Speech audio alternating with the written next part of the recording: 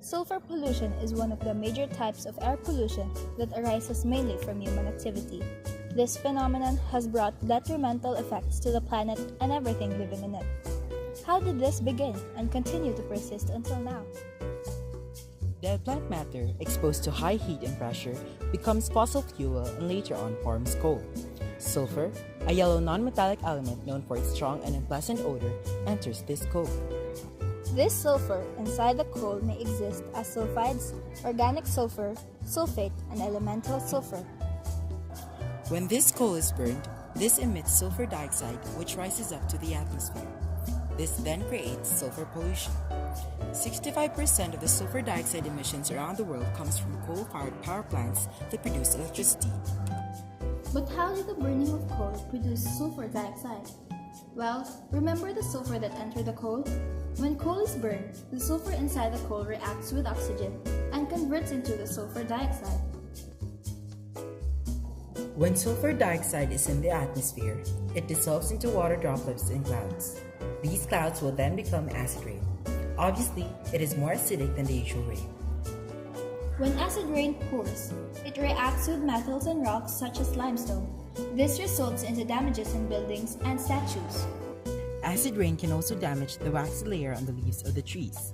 This makes it more difficult to absorb minerals essential for growth, which would then cause death. Aside from this, acid rain makes rivers and lakes too acidic. The higher the acidity, the harder it is for aquatic life to survive. Other than the environmental effects, sulfur pollution poses great threat to humans, particularly to their health. It can affect the respiratory system, increasing the risk of tract infections. It causes coughing and aggravation of asthma, chronic bronchitis, and others. It also causes eye irritation and is toxic to human cells. Knowing the negative effects of sulfur pollution, air quality standards for sulfur dioxide were set. For a 1-hour exposure period, 0.2 parts per million is recommended, 0.08 parts per million for 24-hour exposure, while 0.02 parts per million for an annual exposure period. These standards want to particularly protect sensitive people like children and those with asthma.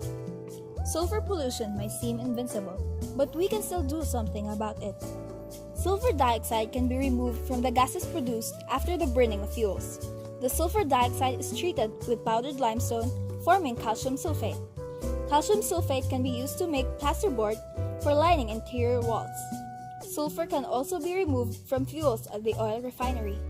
This may be more expensive, but it's still worth it, considering that it prevents the production of sulfur dioxide. Sulfur pollution is indeed a global problem, especially to industrial countries that use coal for power. Though solving this problem is expensive, it should be of highest priority in order to keep our air clean and breathable.